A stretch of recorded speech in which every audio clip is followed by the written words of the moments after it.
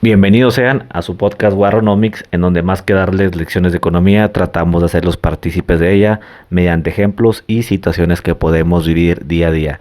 En esta ocasión, y como siempre, me acompaña mi carnal Luis. ¿Qué tal? Muy buenas tardes a todos. Y su servidor Jorge Castañeda en este capítulo número 69, donde vamos a hablar de violencia en Ciudad Juárez. Entonces, este capítulo está a cargo del LIC y cuando usted guste.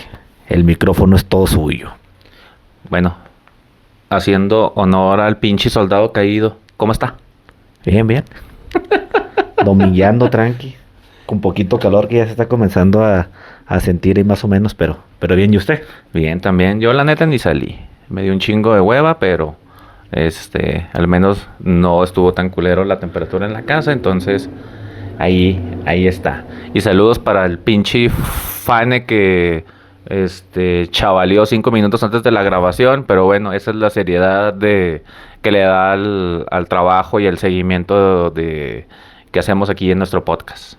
Hacia la raza, ¿qué más hay que decir? Pura peladez con ese chavo. Hacia la raza.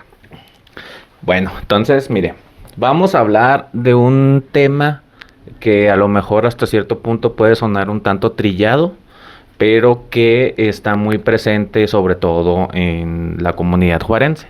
Como saben todos nuestros 5 seguidores del podcast, pues nosotros vivimos en Ciudad Juárez, Chihuahua, y el tema del que vamos a hablar hoy es de la violencia que se vive aquí, pero vamos a hablar más de números, vamos a hablar de ciertas situaciones que en su conjunto pudieron influenciar para que en este momento tengamos este tipo de situaciones o de hechos que pues, realmente no quiero decirlo de esa manera porque a veces pierde uno la capacidad de asombro sobre ciertas situaciones, pero la verdad de las cosas es de que no debiese ser de esa manera, ¿verdad? Entonces, por allá en mi época estudiantil, acordándome de ciertas situaciones, me topé con este trabajito. Este libro se llama La receta para una catástrofe social, crimen, zonas desatendidas, tipos de vivienda y estilos de vida en Ciudad Juárez, Chihuahua. Fue elaborado como editor por Victoriano Garza Almanza del Observatorio Ambiental. Fue editado por el Colegio de Chihuahua. Entonces, en este librito, que es muy sencillito, muy cortito, hace un análisis de ciertas situaciones que considero yo que es importante que a lo mejor podamos platicarlas, podamos conversarlas con la finalidad de ver o de entender un poco de por qué estamos viviendo este tipo de situaciones aquí en nuestra localidad. Ok, entonces, ¿tú consideras que dentro de lo que el texto aborda, algunas cosas sí han sucedido así? Sí. Sí, hay muchos elementos que el libro maneja que de alguna manera proyectaba ciertos escenarios a futuro y esos escenarios ya están aquí y ya los estamos viviendo. Así es. Ok. Bueno, entonces creo que si es así, pues es muy interesante y muy relevante. Así que, pues, dele. Porque el libro yo no lo he leído, el libro lo leíste tú. Sí, el libro lo leí yo y aquí pues lo vamos a ir desarrollando y pues vamos a ir haciendo ahí unas pequeñas pausas para ir debatiendo punto por punto y ahí vamos platicando las situaciones. Algunos aspectos nos constan porque pues al final de cuentas yo soy generación 87, tú eres generación 92, entonces de esas fechas para acá pues radica nuestra memoria. Sin embargo, en nuestra comunidad pues hemos visto otras tantas. A ver, vamos por partes. El texto con el título dice 2011. Sí, el texto está editado y fue publicado en 2011. En 2011, ok. Pero, por ejemplo, parte del análisis desde dónde comienza. O únicamente se enfoca en puro 2011. No, hace un análisis un poco histórico. Okay. Esa es nuestra presentación y con eso vamos a dar inicio. Y luego ya la parte técnica, que no vamos a entrar tan a fondo, data de la década del 2000 al 2010. Okay. Porque hay datos de INEGI, hay datos que están bien sustentados, que tienen fundamento. Digo, no vamos a desarrollarlos en su totalidad, pero esos datos son medibles, hay registros, entonces es un trabajo que está, desde mi punto de vista, que está muy bien hecho, ¿verdad? Ah, ok, ok. Muy bien, entonces mire, vamos a empezar así con la presentación.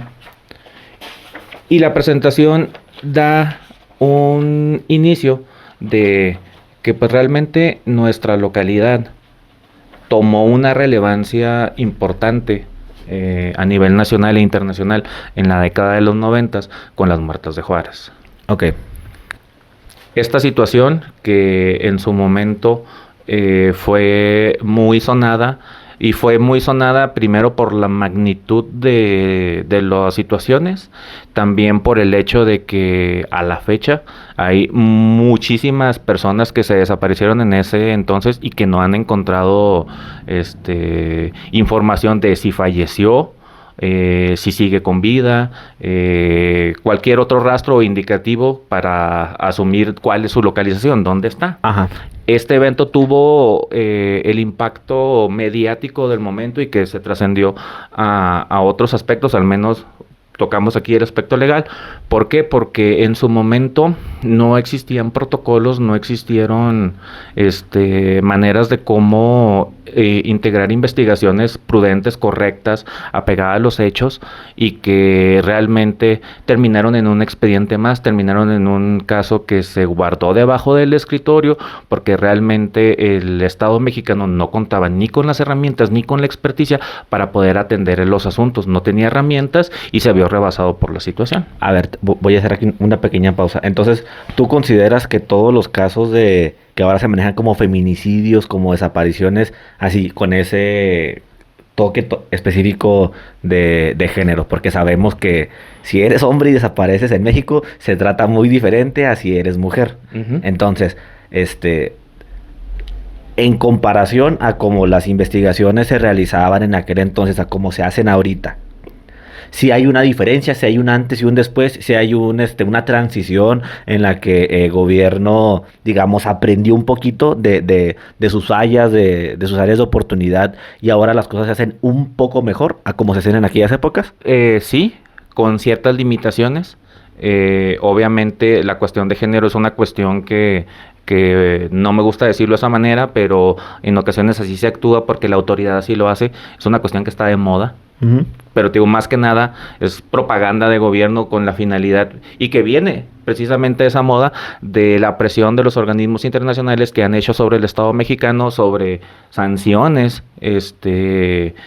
puntuales que ha sido objeto México como Estado, precisamente por todas las omisiones que se han cometido. De hecho, esas son las consecuencias de que ahorita, por ejemplo, tengamos una fiscalía especializada en cuestiones de género, y que sería como el ejemplo más visible o plausible de esa situación, ¿verdad? Sí, o sea, y por eso justamente hice el comentario y toqué el aspecto de género, porque si eres mujer y desapareces, pues existe toda una estructura que puede apoyar en la investigación. En cambio, si desapareces como hombre, pues...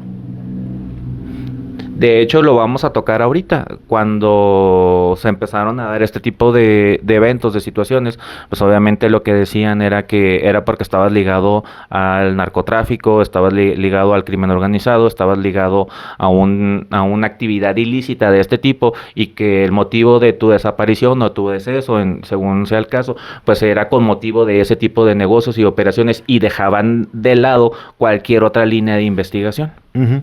Ok, muy bien, entonces, dale.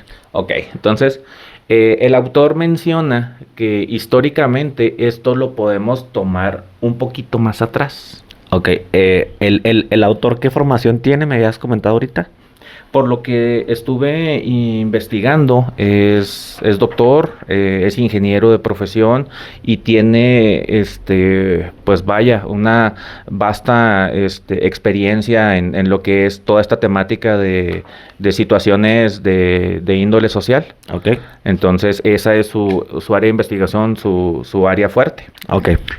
Nos menciona que en la época de principios del siglo pasado, por allá de 1919-1920, con motivo de de esta legislación que tuvo el Estado americano en cuanto a la prohibición y venta, producción de alcohol en territorio estadounidense, pues creó esa área de oportunidad aquí en Juárez precisamente pues porque estamos ubicados en frontera. Ajá. En este caso, muchos de los estadounidenses mismos, empresarios locales, pues vieron un área de oportunidad precisamente y por la cercanía entre las comunidades, pues obviamente lo que estaba prohibido allá, pues estaba permitido aquí, ¿verdad? Uh-huh. Entonces, maneja una estadística que se considera que aproximadamente Ciudad Juárez tuvo alrededor de 400,000 turistas entre 1919 y 1920, porque aquí en Juárez pues obviamente estaba permitida la venta de alcohol, había eventos pues de cabaret, prostíbulos, venta de drogas, pelea de animales, boxeo, todo este tipo de situaciones. Quiero asemejar que era como un tipo Las Vegas, donde todo lo prohibido estaba en esta localidad, venían, consumían y listo. Okay. ¿Y el turismo era principalmente de estadounidenses? De estadounidenses, menciona sobre todo pues de todos estos estados fronterizos que están cercanos a Chihuahua, que pues es Texas, Nuevo México, Arizona, en ocasiones hasta de California o algo, y aún un poquito más al norte, pero igual por la cercanía, porque realmente, aunque pues era 1919, pues había la manera de cómo acercarse a la localidad sin mayor riesgo posible.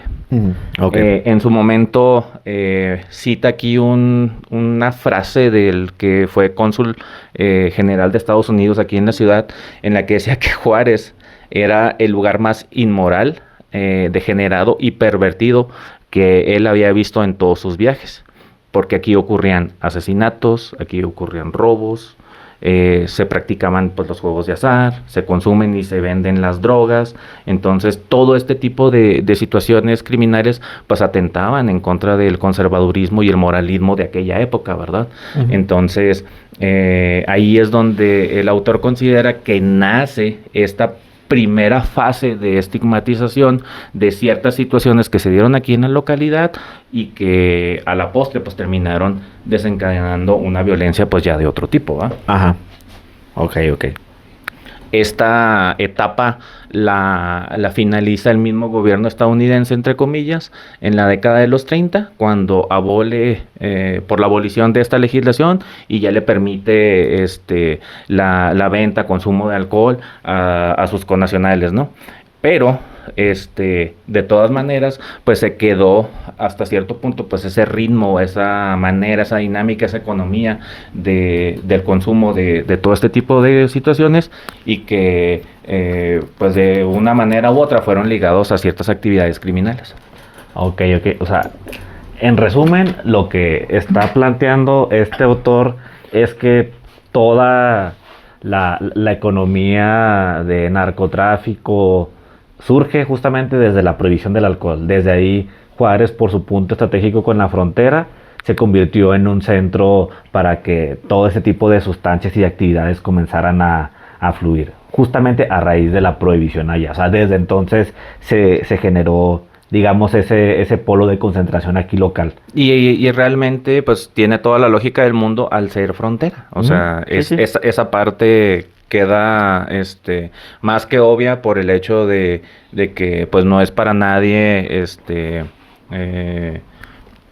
pues novedad el hecho de que pues nuestros vecinos del norte sean los mayores consumidores de estupefacientes en cualquiera de sus variedades. Uh-huh. Entonces la ubicación y el punto estratégico de la ciudad pues fue un medio, y menciona lo irónico, ¿no? De que a pesar de que en México en estas épocas todavía se estaba viviendo la Revolución Mexicana. Ajá. Y que la economía pues estaba muy afectada precisamente por el conflicto armado interno, pues a pesar de esa situación, como al menos las localidades que fueron frontera, hablando específicamente de Ciudad Juárez, tuvieron ese impacto y ese boom económico por todo este tipo por toda esa economía ilícita. Ese cóctel que se dio, situaciones, pues al final de cuentas para nosotros no era ilícito, o sea, el producir alcohol y todo esto, pero el uso que se le dio, porque al final de cuentas hubo tráfico de alcohol, así como ha habido tráfico de personas, de de estupefacientes, de lo que se pueda traficar, ¿verdad? Entonces, eso ahorita lo podemos equiparar.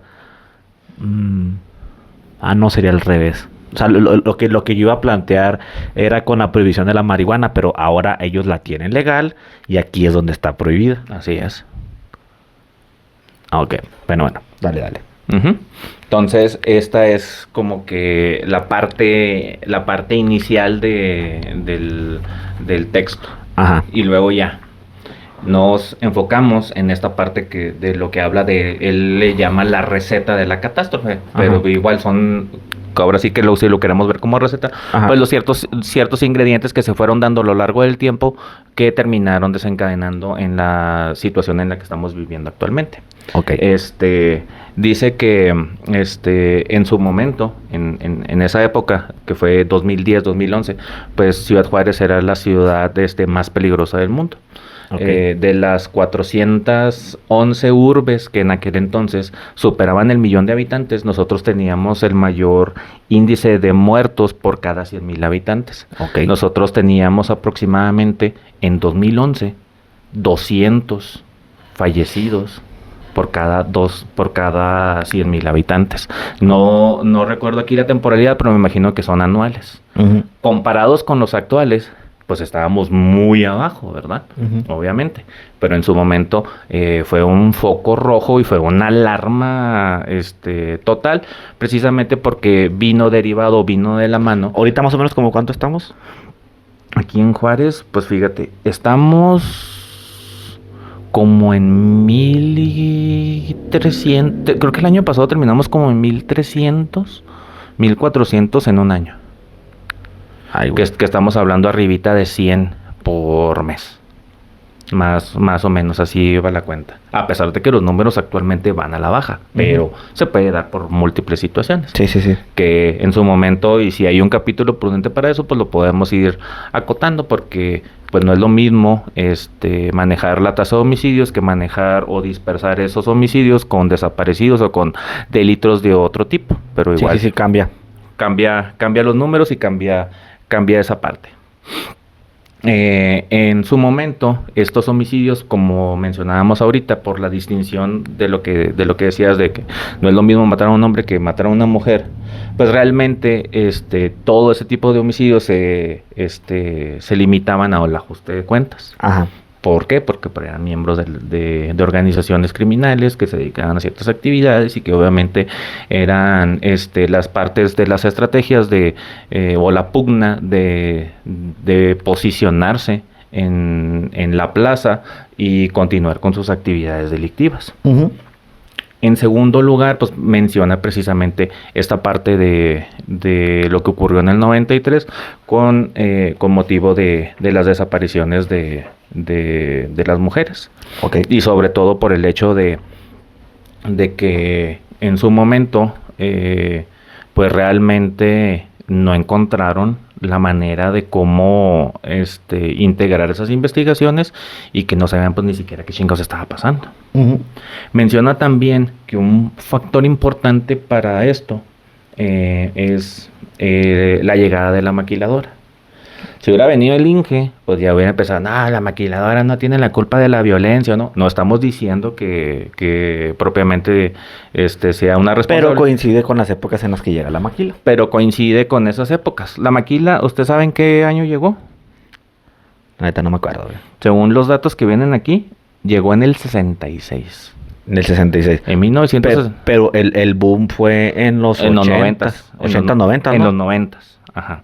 Pero cuenta la historia de cómo llegó la maquiladora aquí en Juárez y se acentuó como tal en los 90 precisamente con motivo del Tratado de Libre Comercio. Ok.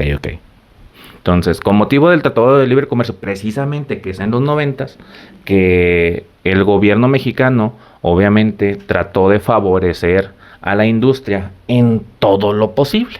Uh-huh. Desde los usos de suelo, desde proporcionarles extensiones inagotables de tierra, de infraestructura que no contaba la ciudad, y sobre todo que llegó un momento en que creció tanto que pues obviamente la población de la localidad era insuficiente para satisfacer la necesidad voraz de la maquila de mano de obra. Sí, era justo lo que yo iba a comentar ahorita, que no es que la maquila hubiera tenido la culpa, pero la maquiladora desencadenó algunos fenómenos dentro de la ciudad, por ejemplo, de infraestructura, demográficos, y hablando precisamente de los demográficos, pues es que llegó mucha gente que no estaba aquí, que es lo mismo que acabas de mencionar.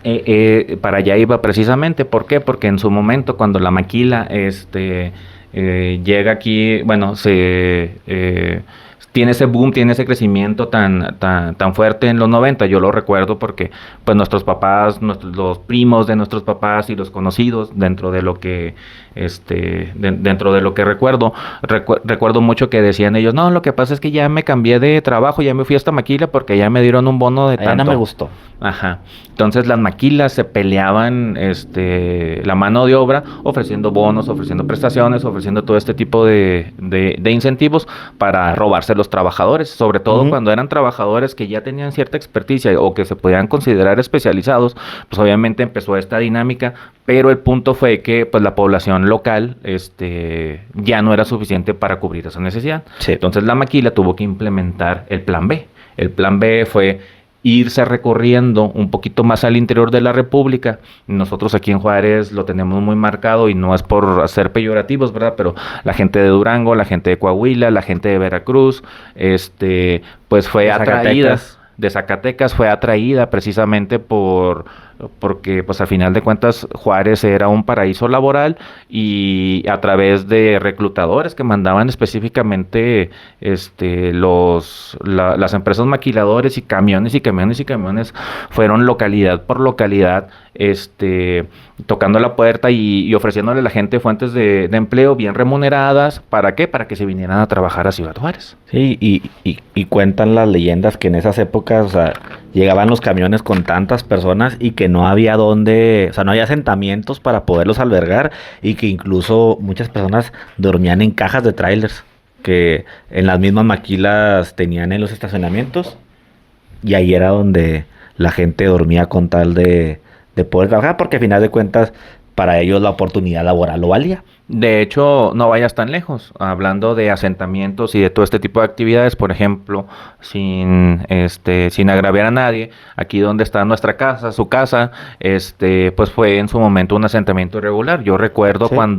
cuando mi mamá me llevaba, en aquel entonces ella le llamaba a las juntas con los líderes de la colonia, que eran ciertas personas que tenían ciertos contactos en gobierno y que se convertían en gestores y que tenían algún tipo de contacto o acercamiento con gobierno con la finalidad de que se pudiera regularizar ciertos predios que eran de propiedad privada con la finalidad de dar ese apoyo y de dar ese incentivo Y esas facilidades. a las personas de escasos recursos, Sí. porque pues así fue la situación. Ujú. Me acuerdo de haberme chutado en varias ocasiones, pues esas juntas, esas pláticas de 2, 3 horas a mediodía en el sol y la Donde chingada, fuera, como fuera. donde fuera, como fuera, y al final de cuentas, pues ya empezaban a hacer entrega a entregar posesión de predios para que empezaran a fincar y para que empezaran a habitar. Eso fue precisamente en esta parte de la ciudad que es en el norponiente, donde nos ubicamos nosotros, y que así fue como se empezó a regularizar.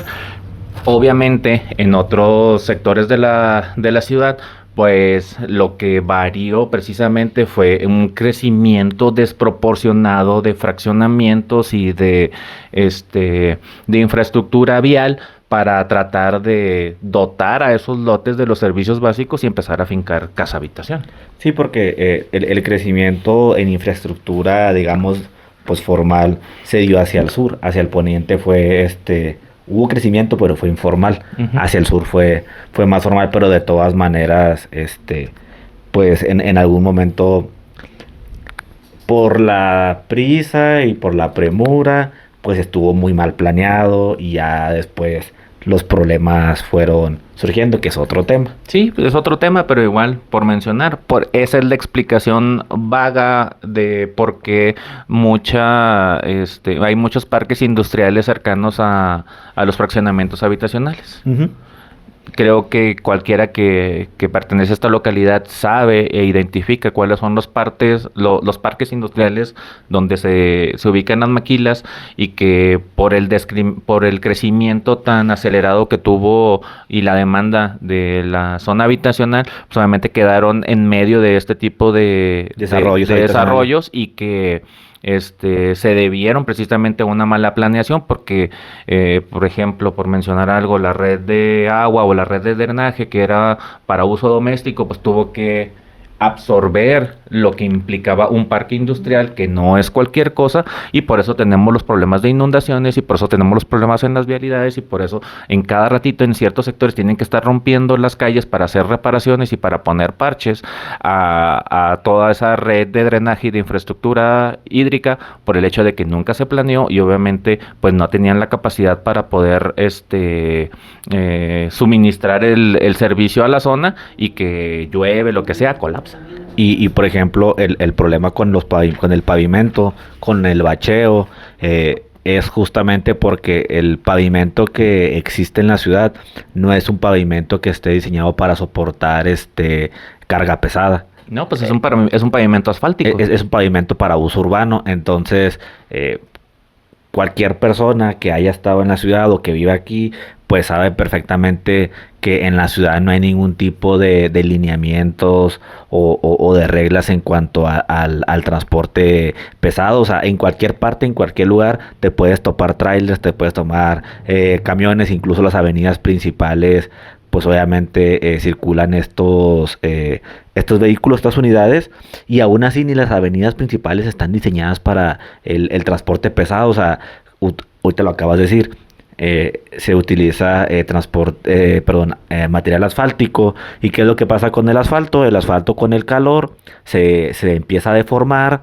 Entonces, con un tráfico pesado, pues después las calles están que parecen Que parecen buñuelos o que parecen ajá, chicharrones, todas boludas. todas deformadas. Y luego a eso le sumas el problema del drenaje, de que por todos lados hay derrames de agua continuos. Eso daña el asfalto. Llega una época de lluvias un poquito fuera de lo común, el drenaje colapsa, el agua sale e inunda las calles, el agua maltrata el asfalto, se hacen orificios, nacen los baches. Y, o sea, es un círculo, y es algo continuo, precisamente por una falta de planeación en absolutamente toda la ciudad. De hecho, aquí mismo en el documento menciona como factor esta parte de la infraestructura, que en 2011 el 67% de la ciudad tenía algún tipo de asfalto, pero tenía un asfalto defectuoso, como lo acabamos de mencionar, y el 37% estaba Pura terracería. pura terracería. Entonces, a ese nivel de carencias creció la ciudad, y de una población, me imagino que en los noventas, de alrededor de 800,000, 700,000 habitantes, le pones medio millón más, y esto colapsó pues de manera significativa. No lo vimos en su momento, pero fue consecuencia de todo este tipo de decisiones y de todo este tipo de situaciones que se salieron de control, y que realmente no es por aliviar un poco el trabajo del aparato del Estado como tal, pero realmente el Estado ni siquiera vio por dónde le iba a venir. Ujú. No tuvo esa capacidad de previsión, mucho menos ahorita para remediar. Apenas está tratando de remediar un problema, pero que data desde el 90, güey. Estamos hablando que ya data de 36 años, 40 años. O sea, tenemos un rezago de infraestructura aproximadamente como de 40 años, güey. Y que apenas como que se está queriendo ver alguna solución, porque los problemas son reales y los problemas ya están. Ujú, así es. Menciona también y abunda mucho lo que decías ahorita, lo de los trailers. Yo desconocía ese dato de que pues habilitaban ese tipo de espacios para dormitorios, y que lo más común, al menos para mí, era pues que en una casa de habitación pequeña, a lo mejor de 5x4, de 4x4, asignaban a 10, 20 personas para habitar el domicilio. Creo que fue el ejemplo Sí. que fue más común y que nosotros logramos ver al menos aquí en la zona en la que nos encontramos, Ujú. y que deviene precisamente de esa situación.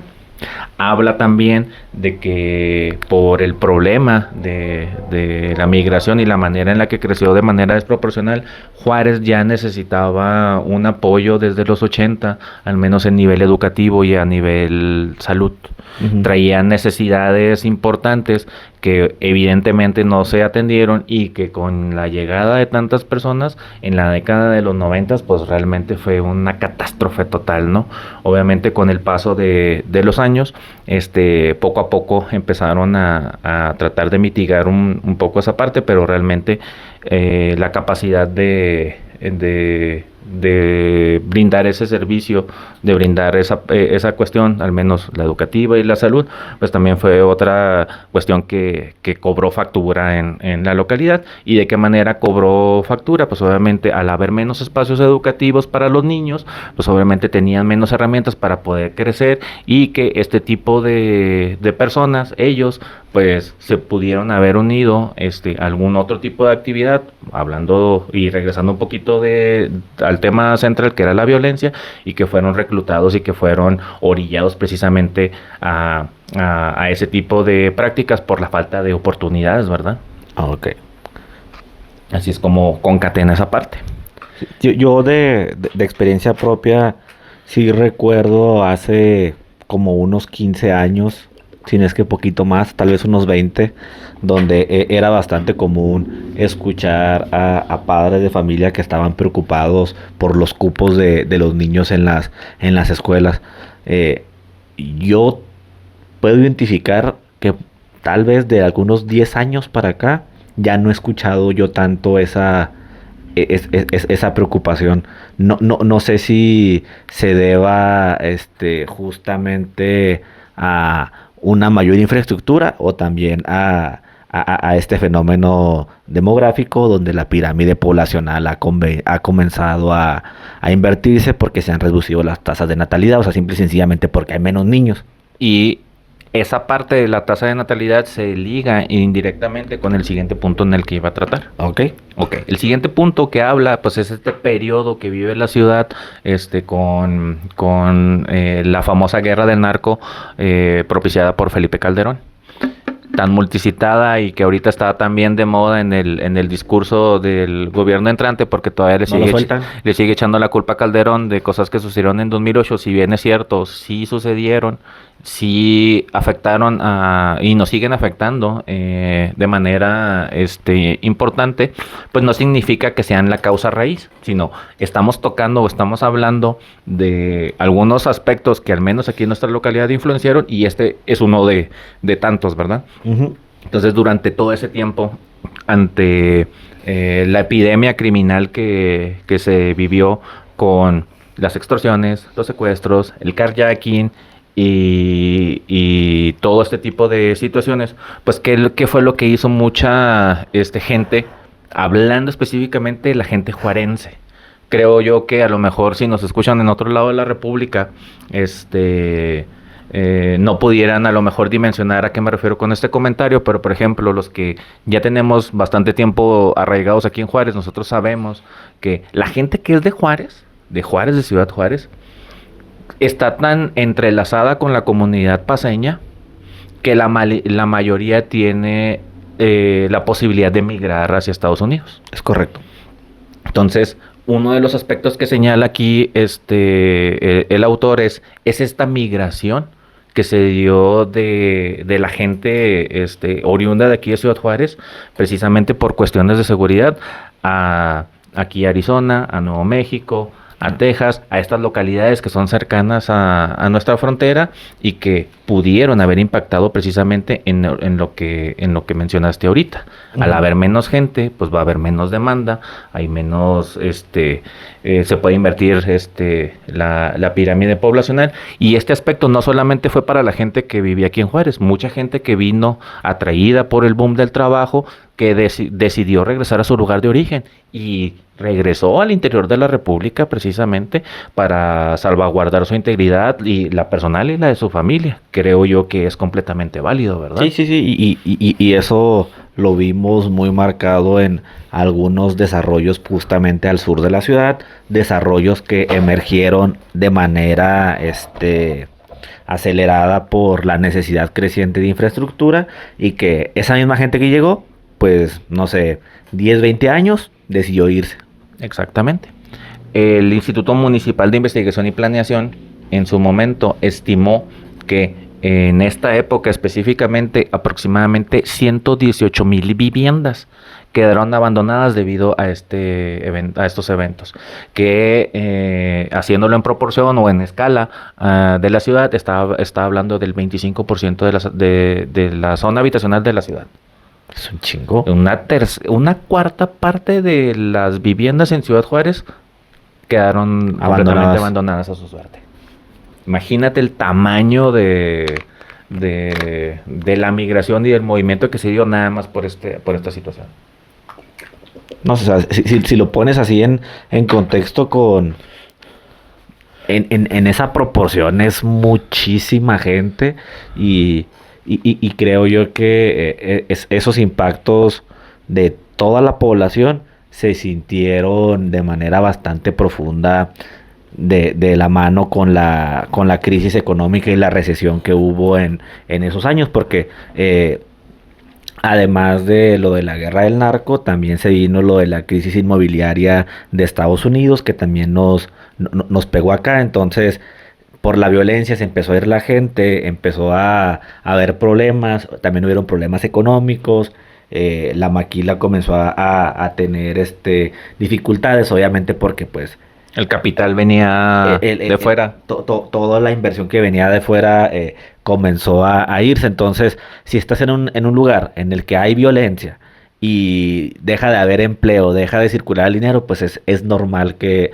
la gente que vino justamente por eso, porque eso era lo atractivo, porque también hay que decir, la ciudad no es bonita, nunca ha sido bonita. O sea, yo tengo prácticamente toda mi vida viviendo aquí. Yo nací en Ciudad Juárez, en algún punto de mi vida, unos 4 o 5 años, estuve un poco yendo y viniendo a otras ciudades, pero aún así, pues yo puedo decir que prácticamente toda mi vida he estado aquí. Uh-huh. Entonces, pues yo desde que recuerdo la ciudad nunca ha sido bonita, nunca, o sea, ese nunca ha sido su atractivo. No. Y yo no sé cuándo lo vaya a hacer, o si es que lo llegue a hacer. Ese es Uh-huh. otro aspecto. Entonces, la gente pues venía porque aquí tenía empleo, y aquí tenía una proyección distinta de oportunidades y de qué hacer. Entonces, si a la ciudad le quitas eso, pues es completamente normal y natural que la gente que vino por eso pues se vaya, pero es una proporción muy muy importante, y que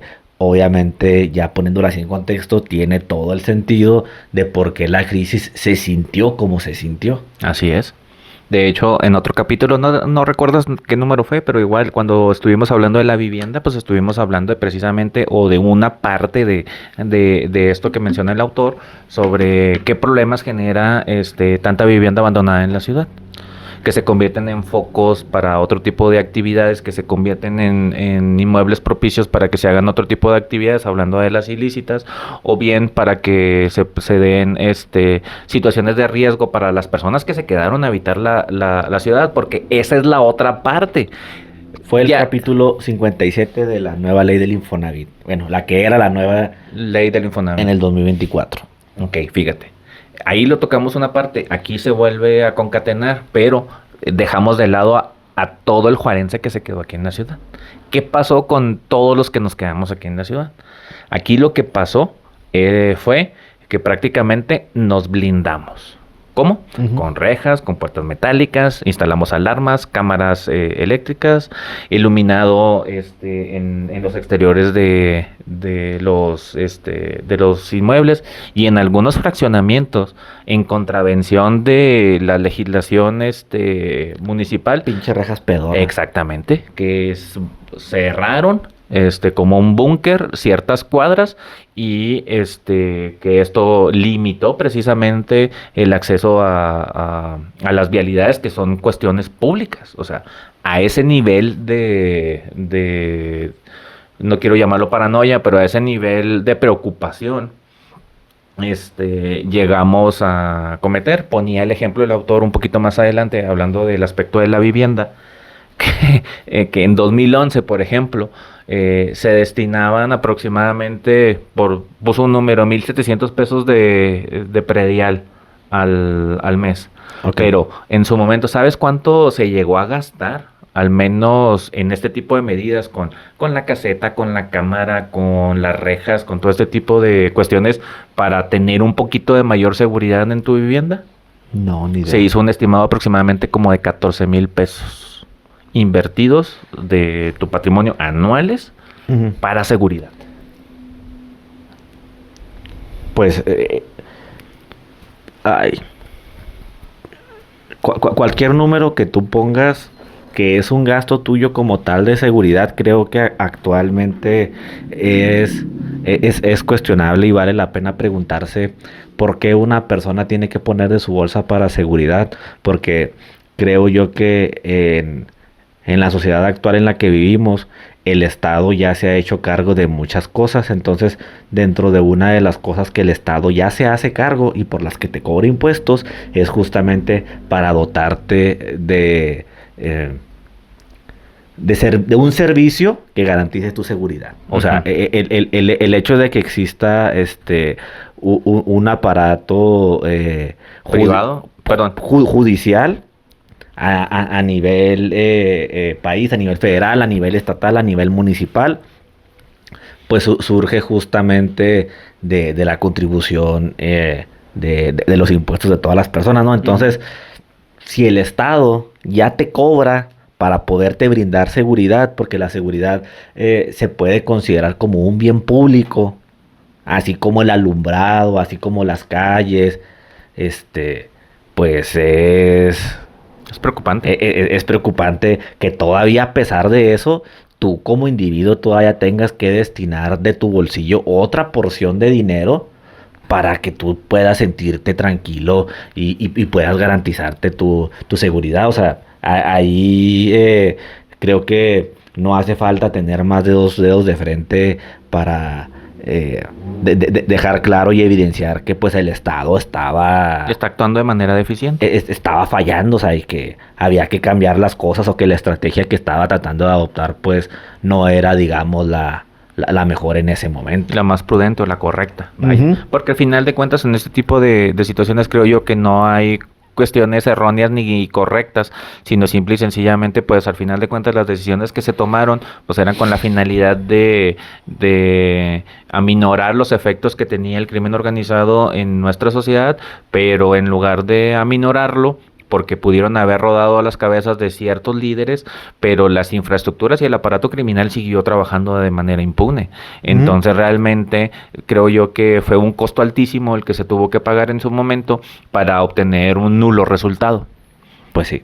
Al final de cuentas creo yo que si le preguntas a él, sus intenciones eran otras, pero realmente los resultados fueron muy distintos a los que se esperaban. Entonces parte del problema que tenemos es derivado de las consecuencias de ese tipo de decisiones, ¿verdad? Sí, y que aparte el problema que se estaba intentando atacar es un problema multifactorial. Ujú. O sea, no únicamente a balazos era la única estrategia o el único medio por el cual se podía solucionar. O sea, había muchas aristas, había Había abrazos. había aspectos sociales muy importantes y que siguen estando presentes, pero que también es igualmente Cuestionable. cuestionable, es igualmente iluso, hasta ¿cuál es otra palabra que se suele utilizar como sinónimo dentro de ingenuo? Ingenuo. Ingenuo el creer que con dos estrategias diametralmente opuestas, que únicamente con balazos o únicamente con abrazos se puede solucionar, porque hay muchas cosas y muchos factores que contribuyen a ese coctelito. Sí, pues mira, y velo de esa manera. Menciona el autor aquí que precisamente ese problema fue tan grave que para nadie es novedad, por ejemplo, que muchos de los adolescentes de 12, 13 años son los que están delinquiendo. Ujú. O sea, en otra época, o sea, tú veías a un niño de 12, 13 años y estaba pendiente de la primaria, estaba pendiente de llegar a hacer su tarea, de ver Goku, de ver, de ser un niño, vaya. Ujú. No ser partícipe de delitos, menos de delitos de alto impacto,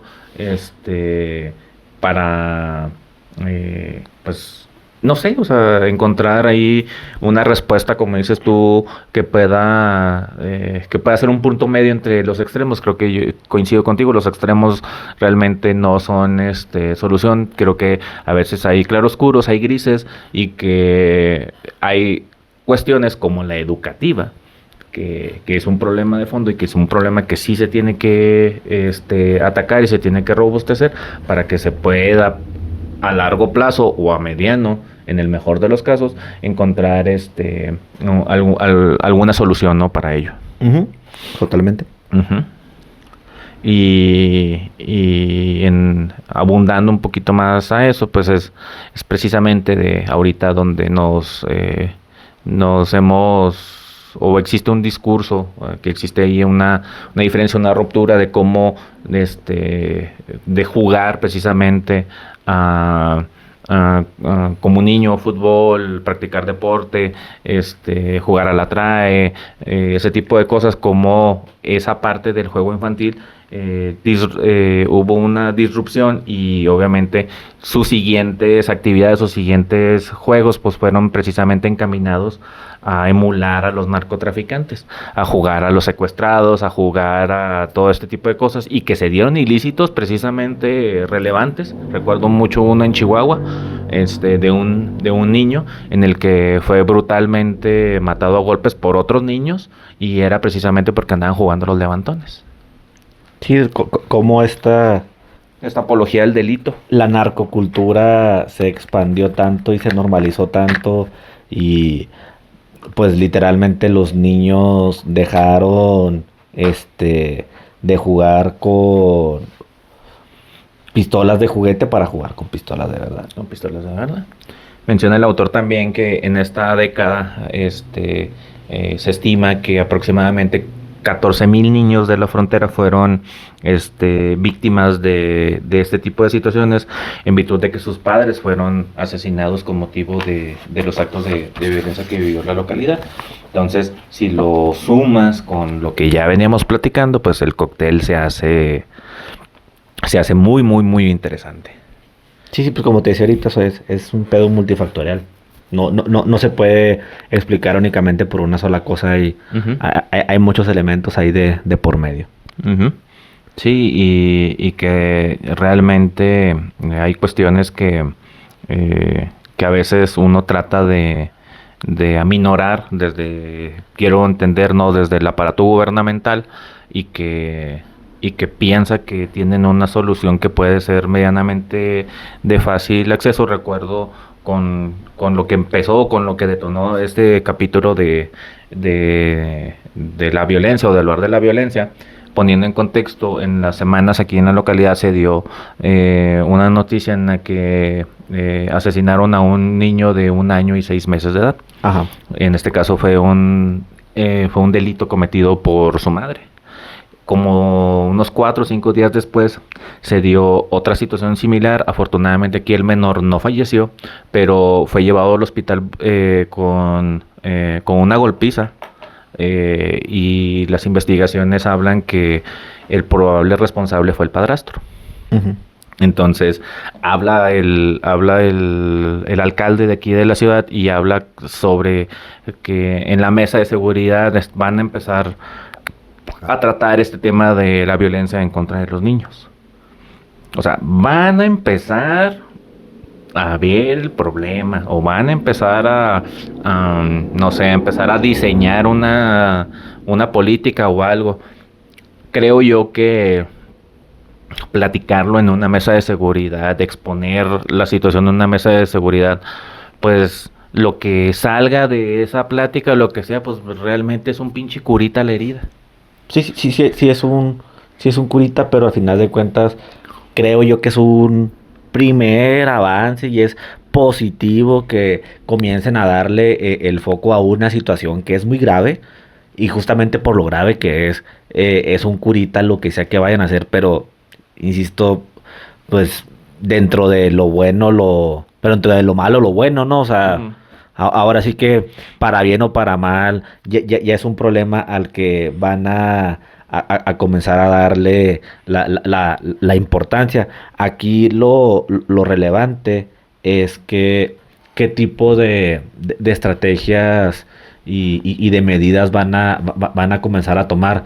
Yo entiendo que en muchas ocasiones ya hay un precedente en México en el que toman como incentivo el castigar.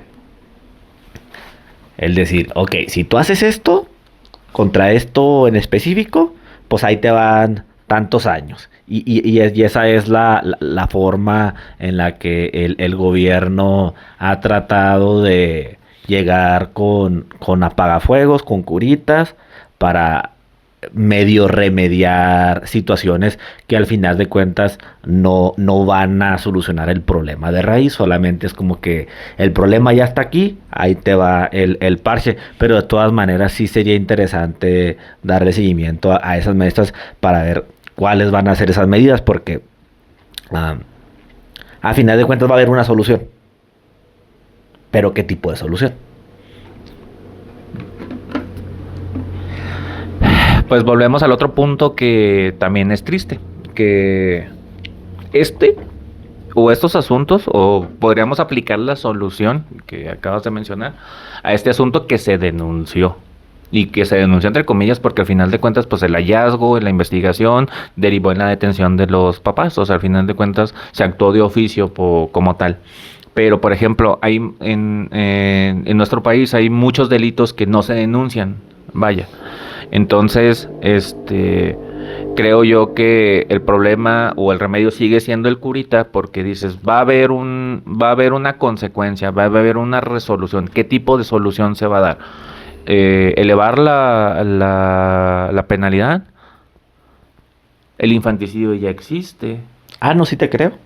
Entonces, elevar la penalidad para los...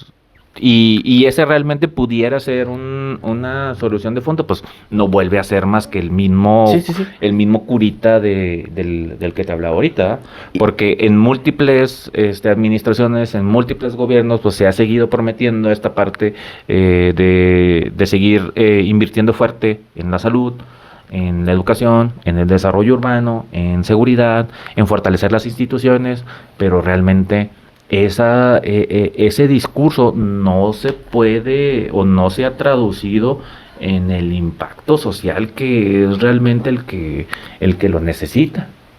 Porque al final de cuentas la ciudad sigue adoleciendo de muchas cosas, sigue careciendo de otras tantas, se percibe a lo mejor un ambiente un tanto relajado, pero la ciudad juarense ha normalizado la violencia y te has acostumbrado a vivir con eso. Entonces, eso también pudiera crear una falsa percepción de que las cosas están bien o que han mejorado o que han cambiado, cuando realmente las cosas ni siquiera se han tocado de fondo y siguen exactamente igual. Sí, justo ahí a lo que iba a agregar es que, por ejemplo, tú mismo acabas de mencionar, el infanticidio es algo que ya está estipulado y ya está legislado, ya hay una ley que lo establece como tal. Entonces, digamos que si ya llegó a ese punto es porque a final de cuentas ya se considera un problema público. ¿Mm? No es un problema Novedoso. no, novedoso ni es un problema aislado. Pero al final de cuentas, ¿qué es lo que lo trae de nuevo a la mesa? pues esta reiterada coincidencia, si lo quieres llamar de esa manera, de hechos desafortunados, donde hechos del mismo tipo han coincidido, han tenido ciertas características y se han manifestado. Entonces, en el ideal, claro está, lo interesante sería preguntarse cuáles son esos factores, cuáles son esos elementos que han hecho que otra vez estén surgiendo este tipo de eventos y que compartan características y que esos eventos, el preguntarse por qué surgieron verdaderamente, o sea, qué es lo que tienen en común que detonó que eso se esté manifestando. Mm, Nuestro gobierno se caracteriza por improvisar, no se planea y lo que se planea llega a otro y en 2 años te lo tumba. Entonces es muy complicado que los problemas públicos encuentren encuentren soluciones de raíz, porque a final de cuentas los que ahorita están devengando el poder, los que están en los cargos públicos donde pueden hacer cosas, pues lejos de pensar realmente en solucionar los problemas, pues están pensando más bajo una lógica política, ¿no? De qué es lo que es atractivo, qué es lo que vende al votante, qué es lo que atrae, qué decisiones son populares, qué decisiones no son populares. Entonces, esa marea es la que termina dictando las decisiones y cómo actúan ellos y a qué le dan el foco y a qué no le dan el foco. Entonces, o sea, realmente el bien común no es Ujú. el interés del que nos gobierna.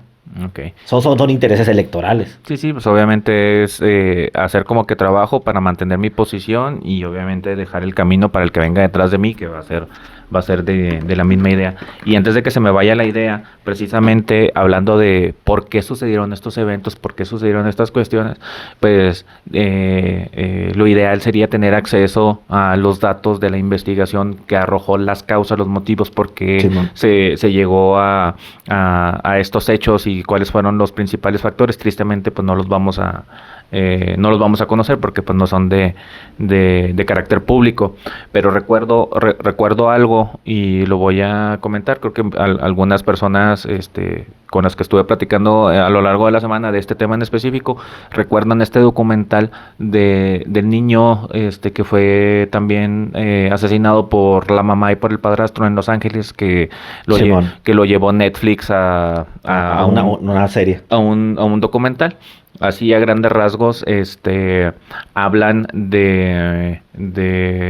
y platican de cómo el aparato del Estado, a través de sus distintos actores, en este caso, trabajadores sociales, los maestros, el sector salud, la policía, y no recuerdo qué otra autoridad del gobierno como tal tuvo conocimiento de las situaciones, y ante la falta de recursos, la falta de personal y la manera en la que se toman y se aminoran ese tipo de situaciones como una cuestión doméstica, no lo atendieron y que terminó precisamente con el fallecimiento del niño. Menor. Ajá. Entonces, esa es la parte que quería tocar ahorita, que también influye mucho y totalmente de acuerdo con lo que dices, pero también hablar de esa parte de que, y sin sonar malinchista, ¿verdad? Muchos dicen que el mexicano, nosotros, queremos o asemejarnos lo más posible al americano, pero realmente, pues nosotros, pues hay un DIF, pero el DIF no tiene conocimiento a menos de que el maestro le comunique algo, o bien los maestros, con la finalidad de evitarse problemas con los padres de familia, si identifican ciertas cosas, se quedan calladitos y no denuncian. Tanto el DIF como las escuelas están rebasadas su capacidad operativa, y la verdad prefieren no meterse en problemas mayores si ellos son testigos o ven este tipo de situaciones. Tal vez lo reporten a sus superiores, pero de ahí no pasa. Nos hemos dado cuenta, por ejemplo, la otra situación acá con el compa de Iván, que cómo se maneja de manera discrecional este tipo de situaciones o eventos, y que cada núcleo, cada escuelita lo maneja de una manera muy particular, y no trasciende, no hay protocolos, no hay este tipo de herramientas que pudieran facilitar o al menos vislumbrar un poco el camino de cómo tener una atención, pues ya no tanto preventiva, pero sí inmediata, cuando ves y analizas al menos ciertos aspectos que te pueden hacer presumir que un niño es objeto de agresión o de violencia. Ajá. Entonces, hablamos ahorita del retraso de infraestructura que adolece la sociedad. Pues este tipo de dolencia o de necesidad para los ciudadanos, si hablamos de 40 años, yo creo que ahí todavía estamos como a 50 o 60 años de retraso. Ahí nomás por dar un número, y esto es de mi cosecha, ¿verdad? ¿En cuanto a qué? En cuanto a estas herramientas, o sea, poniendo el ejemplo de lo que platiqué del caso, o sea, de cómo el aparato del gobierno, a través de todas las personas que se involucraron y que no tuvieron la capacidad de ver que ese niño era agredido. Ok, ya entiendo. Y lo que terminó, digo, trasladándolo al ejemplo mexicano, pues nosotros no carecemos de todo este tipo de instituciones, y por eso hablaba tanto de lo que podemos asemejar como el DIF, de lo que podemos ver a nivel educativo, y de que realmente serían como que los dos actores principales dentro de nuestra cultura, dentro de nuestro sistema, y que ellos, por lo visto, pues tampoco tienen las herramientas para poder actuar de una manera correcta. Te digo, no soy experto, yo hablo desde mi ignorancia, pero realmente no lo hemos visto en algún otro tipo de situaciones. Vemos operativos mochila, pero eso es por parte de la policía. En ocasiones son promovidos por los mismos, por las mismas escuelas, mandan avisos a los padres de familia. Creo yo que a nivel preparatoria apenas empiezan a ver ahí algunos avances, pero educación todavía secundaria, primaria o preescolar, al menos yo no lo he visto. Tal vez a lo mejor sí existan, ¿verdad? Pero hablamos desde el punto de vista que faltan todavía muchísimas cosas que trabajar para poder encontrarle una solución o un remedio a esto. Ok. Pues, así como que nomás para ponerle un poquito más de elementos a lo que dices, y igual sin ser malinchista, creo que un ejemplo muy claro está, por ejemplo, el cómo ellos manejan su figura del trabajador social. Uh-huh. O sea, cómo estas personas allá, con cualquier tipo de cuestión que llama la atención, que son focos rojos, que dan a presumir hechos de violencia, de abuso, hay un seguimiento, y pues las cosas se van hasta las últimas consecuencias, ¿no?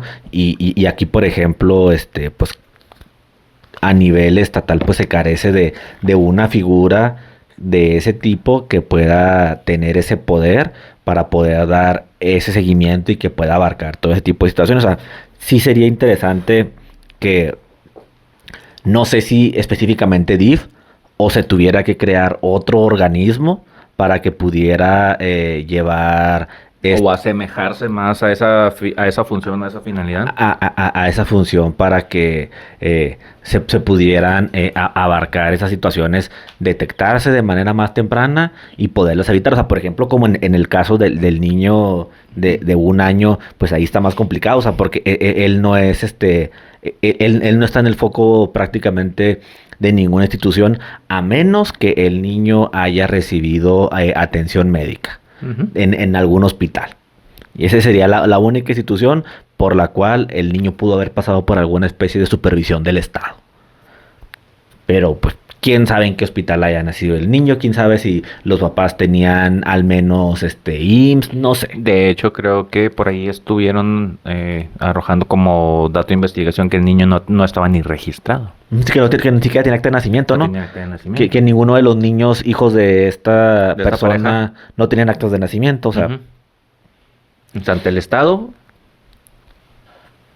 Fíjate, y eso que al nacer en una institución, quiero creer que nació en un hospital. Ujú. Porque probablemente aquí, a diferencia, por ejemplo, de nuestros vecinos, aquí no hay las parteras. No.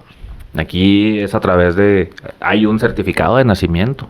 Y no se continuó y no se dio la continuidad como tal. No había acta de nacimiento. Y sucede todos los días. Ujú.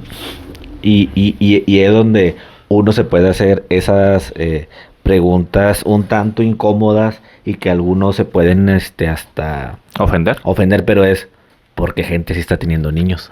Ujú. O sea, porque gente de ese tipo con ese nivel de conciencia, de responsabilidad, que ni siquiera tuvo la decencia de sacarle un acta de nacimiento a sus hijos. O sea, ¿qué esperas? Y pues Ujú. ahí están las consecuencias, ¿no? Y luego ya si observas todo el núcleo que lo rodea, toda esa red de protección, pues te das cuenta que pues todos están igual de jodidos, ¿no? Porque al final de cuentas el hecho se dio dentro de una red donde otras personas actuaron y todos apoyaron y validaron esos actos que se realizaron. Ujú.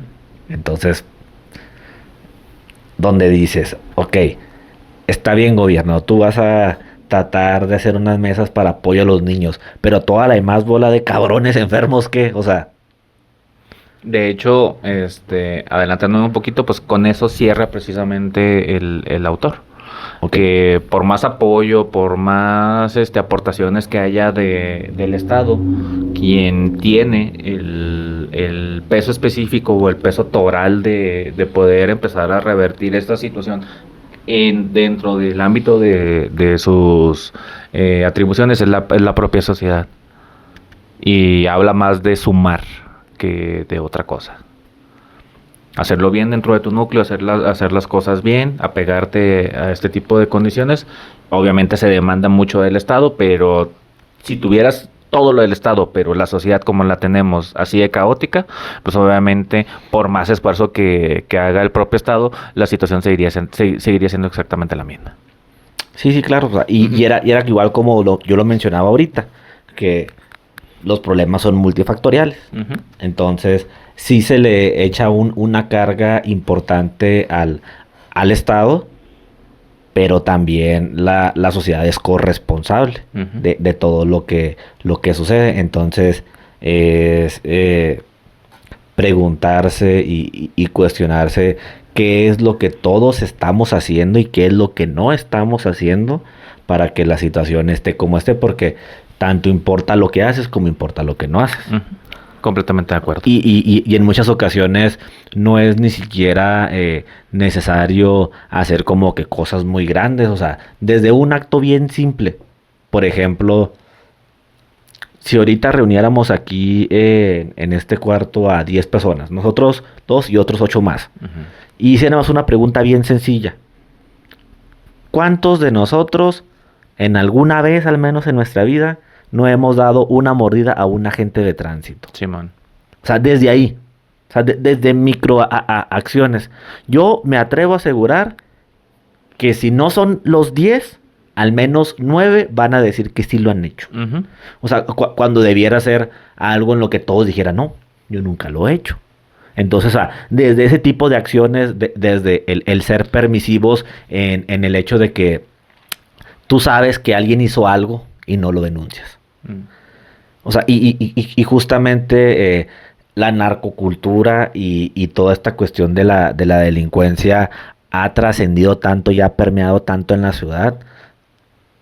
En gran parte, pues es porque todos somos cómplices de alguna forma como sociedad, porque sabemos que alguien está haciendo algo, está delinquiendo y no se le denuncia. O sea, prefiere más la persona el no meterse en problemas o le gana esta cuestión de decir es que yo lo conozco, este sentimentalismo de que es alguien de tu comunidad y no lo denuncias, Ujú. aun y cuando sabes que está haciendo algo indebido. Y ese tipo de microacciones pues son las que van sumando y son las que de alguna manera van contribuyendo a que la sociedad actúe de la manera como actúa, porque sabe que hay un estado de derecho carente en el que, para empezar, por un lado está rebasado, con todo y las pocas denuncias que pudieran haber de todo lo que sucede, no se le da el seguimiento debido, la impartición de la justicia es deficiente. Creo que es un desincentivo que las personas en muchas ocasiones no denuncian porque saben que en muchas ocasiones la investigación va a estar mal llevada, la carpeta va a estar mal integrada, la persona va a terminar liberada, y dentro de su costo-beneficio de decir, o sea, yo me voy a tomar la molestia de denunciarlo, de darle ese seguimiento para que a final de cuentas en 2-3 días salga, pues mejor no hago nada. Entonces también entraría un poco al decir, bueno, o sea, ya si la persona sale o se queda, pues ya no es pedo tuyo. O sea, tú cumpliste como ciudadano tu deber ciudadano de ir a denunciar, ¿no? Ya que si toda la ciudadanía denunciara o denunciáramos debida y oportunamente, y aún así se sigue repitiendo ese tipo de conductas, bueno, pues tú ya como ciudadano dices, no, pues ya no es problema mío. O sea, tú eres el que estás fallando, y tú eres el que estás viéndote rebasado por completo. Pues ponte las pilas, pero como sociedad no estamos en una posición para poderle decir eso al Estado. Entonces también es un poquito donde cada uno tiene que tener esa corresponsabilidad, tanto el rebasado con todo y lo poco que se denuncia, como la costumbre social que tenemos de no denunciar.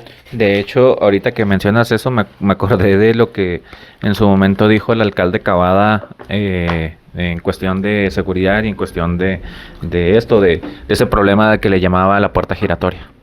Pero porque realmente el sistema jurídico estaba diseñado precisamente que ciertos delitos que no son considerados de los relevantes, pues obviamente pudieran seguir las personas el proceso en libertad. Entonces él decía que ponían a disposición a mucho narcomenudista, pero realmente si las investigaciones no iban concatenadas, no iban encaminadas para acreditar que una persona era vendedora, pues obviamente se iban por consumo. Y obviamente por consumo, que es un problema de salud, tiene otro tipo de tratamiento. Por eso la legislación tiene el cauce y el enfoque que tiene, ¿verdad? Entonces, si lo ves desde un punto de vista, decir, yo sí estoy trabajando, pero aquellos no están haciendo su trabajo, y también echarse la responsabilidad o la pelotita, nada más porque sí, sin hablar del contexto general de la situación, pues también es bastante delicado. Como dices, nos hemos caracterizado por hacer como que trabajamos o por simular esas cuestiones, ¿verdad? Sí, o sea, tanto el funcionario público tristemente simula que trabaja, como que el ciudadano simula que es ciudadano, porque realmente no somos ciudadanos. Tanto en nuestras obligaciones como en nuestros derechos. O sea, por ejemplo, realmente nos hemos inmiscuido en una dinámica muy egoísta, si lo quieres decir así, muy propia, en la que te enfocas completa y plenamente en ti, en lo que haces, en tus actividades, y te desconectas del entorno. Del entorno. Entonces, eso pues obviamente trae consecuencias, trae algo más de por medio, no solamente la decisión tomada por ti de manera personal. Exactamente. Muy bien. Y es justamente lo que hablaba ahorita, pues de la corresponsabilidad, ¿no? De que cada uno agarre lo propio, y a partir de ahí pues se puede ir avanzando un poquito más. Muy bien, entonces así a grosso modo es el tema que le traía. La verdad, vamos a dejar los datos en la descripción del capítulo para que quien pueda darle una ojeada o algo que le interese. Realmente trae datos muy concretos, muy precisos, y que te abre un poquito panorama de todos estos factores que se pueden considerar que han convergido, y que te digo, desde mi punto de vista, pues ya lo que estuvimos hablando, pues da más por sentado de que realmente sí son cosas que han impactado de alguna manera en nuestra localidad, y que se puede concluir válidamente que forman parte del contexto que vivimos, al menos en el tema de violencia, ¿verdad? Sí, que nuestra ciudad está donde está porque muchos factores no se han entendido en su momento, y se ha generado esta bola de nieve, ¿no? Donde un problema se unió a otro problema, se unió a otro problema, se unió a otro problema, y al final de cuentas la bola se ha hecho más grande, se ha hecho más grande, se ha hecho más grande, se ha hecho más grande. Y si no se hace nada, pues se va a seguir haciendo más grande. Así es. Bueno, pues, entonces, ¿algo más que quiera agregar, Milik? No, yo creo que sería todo. Ni una mentadilla de madre para el culillo del Devan, Chingue su madre el pinche David por avisar 5 minutos antes de la grabación. con el perdón de doña Marisa. Sí, sí, Que- la jefita no tiene nada que ver aquí. Que ella es la que menos culpa tiene. Bueno, pues igual, yo ya no quiero agregar más. Está al menos con este primer capítulo suena interesante el libro. Ahí vamos a dejar los datos, le voy a echar una ojeada. Y pues nada, Milik, agradecerle igual a todas las personas que nos siguen, que todavía siguen apoyando este proyecto. Saben perfectamente dónde está. En prácticamente todas las plataformas estamos disponibles, pero principalmente pues en YouTube y en Spotify. Entonces, aquí le vamos a dejar nuevamente. Muchas gracias y hasta la próxima. Hasta la próxima.